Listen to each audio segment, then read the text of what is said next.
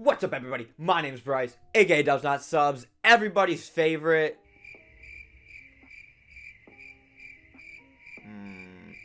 Yeah. But in today's video, we're going to be going over manga that I have all volume 1s of, and I thought I wanted to do a little bit more of some interactive stuff with you guys, give you guys some choice on the channel. And the series that I want to do is let you guys pick out the next series that I'm going to read and then do a review on it, and then after I finish it, review, then do another video letting you guys pick again. And this won't go and cut into the new stuff that comes out. This will be stuff that usually has a lot of volumes out, is almost completed. Some of these are still ongoing, so if they are, I would go to the point where they're caught up, catch up with it, then do my review on it. And so we'll just work like that, see how this works, see if this little fun little idea is going to, work out. But let's see what happens. So without further ado, let's get right into this video. Alright, actually, I'm going to get through these 4 up here. I did not put them on the list, technically, for you guys to vote for. I mean, you can. I just want to give them a little shout out because why not? This is stuff, obviously, you can vote for whatever you want out of all the ones you see.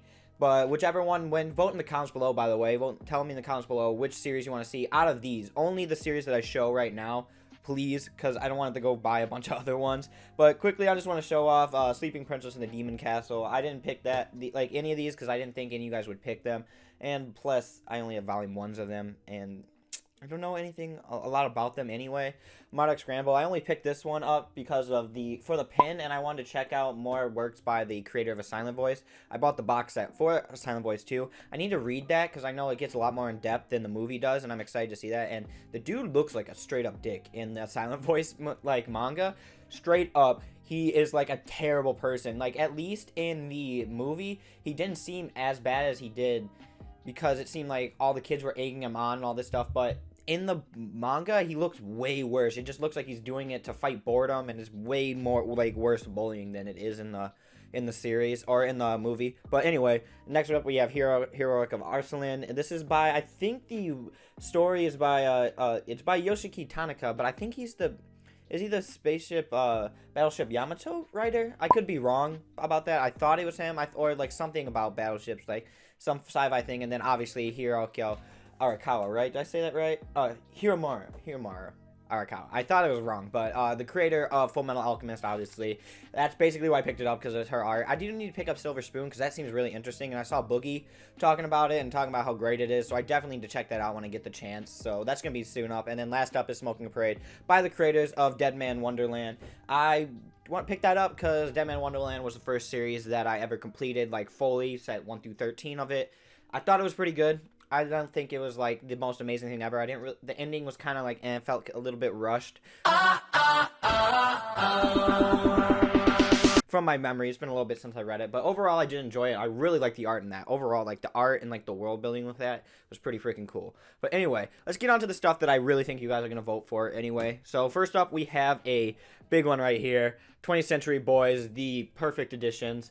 These things, first off, the book itself is like really nice. I've read volume 1 and I really like this, and I wanted to wait until the full thing came out, and I think we're almost to the end of it, or there's a couple more. But I think at least if I read this, by the time I actually finish this, it will be hopefully all out at that point. I'm hoping so, at least. Who knows? But this story is basically about a group of friends in elementary school create this club, and then they grow up, and the club ends up becoming a reality. And like one of the older friends in that group who was like who made the club actually started this cult, and the cult's gonna like end the world. There's a lot to go into this. It also got me really into the Rolling Stones. It plays the song Jumping Jack Flash in there, and I looked it up, and then I read that volume listening to Jumping Jack Flash. Great. I really like that experience. Or like old classic rock, reading that. For some reason it made it so much better, like listen to music and like theme it with that. It was really cool. But yeah, I would reread, I'd start over and then read that whole thing. But yeah, your choice, Naoki Urasawa. That's the only, I've never read any work by him. That would be my first one. I wanted to jump into this because it seemed really interesting. I really like sci-fis. So if I end up liking that, I'll probably jump to Monster. But, one series at a time. But anyway, next up we have Teasing Maxer Takagi-san. This is a teasing rom-com about these two characters right here. She's always playing pranks on Takagi right here, and he's trying to get her back. It's just like a nice little, I believe it's also got some rom-com elements in it, but yeah. Right here, rom-com. I've been really enjoying Please Don't Tease Me Nagatoro, or Please Don't Toy With Me Nagatoro.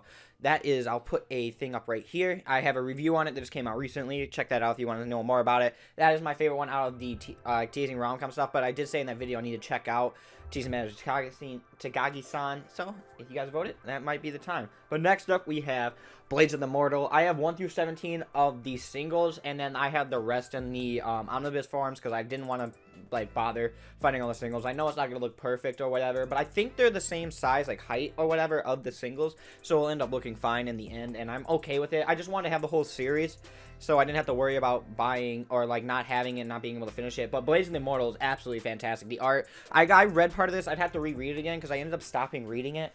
I don't know why. I just stopped for no reason. But yeah, that's a really good story. And who's the art? I always forget the manga for this stuff. I'm still learning manga, so please give me a little bit. Hiroki Samura, and he also has Dai Wilger, or whatever, however you pronounce that. And I also have that, but that's not on the list for this. But anyway, next up we have a shoujo, Kimi no Shoroke. This series I ended up getting really involved with after watching the anime, because it had it looked like the same style of Our Account Under the Bridge. Like, it looked like the same studio, but I don't think it is.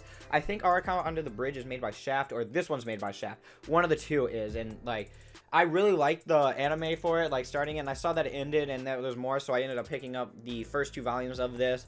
It's basically about this girl right here who's called Sawako, but everyone calls her Sadako because from the girl from the ring, and she ends up, like, she's kind of bullied and doesn't really realize it, but it's basically just coming a story where this antisocial girl who loves this guy, or, like, really looks up to, like, this man right here, like, he has a crush on her, and then she ends up making friends, and it evolves from there. It seemed like it was a really nice series. I really like the anime, so maybe that will be the one. Next up is was Wild Out There Wonderland. I picked this up really because I really like the aesthetic of Alice in Wonderland, the movie. I thought it was like a really, really interesting Disney movie. It's one of the most different ones out there, and the fact that this is it's obviously very Alice in Wonderland inspired, like, even from the character to, like, the concept where she's small. She basically somehow wakes up and she's shrunken in size, like, really small, like how it happens in the beginning of Alice in Wonderland. I don't know how the story exactly goes, but it seems really, really interesting, and I want to check it out and read it. All these series, I'll probably end up getting all of them for at a certain point. This is just which one's going to take priority. And then lastly, we have 7 Deadly Sins by Nadaka Suzuki. Oh man, the anime got me into this, and this is the one series I actually have one of my friends watching too. I actually convinced one of my friends to watch the 7 Deadly Sins, and he loves it too. And we get in arguments all the time. He was like, at one point we were at a Taco Bell, and he was arguing how Mustang from Fullmetal Alchemist would kick all their asses, and it was just, he's not very smart. He's not a smart man, but I love him anyway. But yes, 7 Deadly Sins, the fantastic shonen series about Elizabeth right here in the first arc, at least, going to try to search for the 7 Deadly Sins, and yeah, it's pretty good. It's, like, absolutely fantastic. I haven't read the manga, but the anime is very, very good, and I'm very worried about the new Studio Dean doing it. From what I've heard, it's not that good animation. I gotta wait to see when it comes out on Netflix in the US, but I don't know how people probably watch that illegally, right? Probably Kiss Anime or something like that, because I tried to use a VPN for Netflix and it didn't work. I got to, like, the Japan site for Netflix, but when you click on something, it actually just, like, it's like, nope, you're using a VPN, fucker. I know, but anyway, guys, thank you so much for watching. Leave a comment down below. Tell me which series out of those you want me to read. Whichever one wins, I will announce probably either my next video or the video after that, depending on when I make another video. Then I will read that one, come out with a review. I'll probably give you, like, play-by-plays as I go throughout the video, so it's like small things, tell you where I'm at, checkups, or, like, checkpoints and stuff. And then I'll have a big review on it. Whichever one you guys want, please tell me. And I think 7 Deadly Sins is ending in volume 40. At least that's what I saw. But I also heard that it was ending before, and then it didn't end up actually ending, so I don't know. But anyway, guys, thank you so much for watching.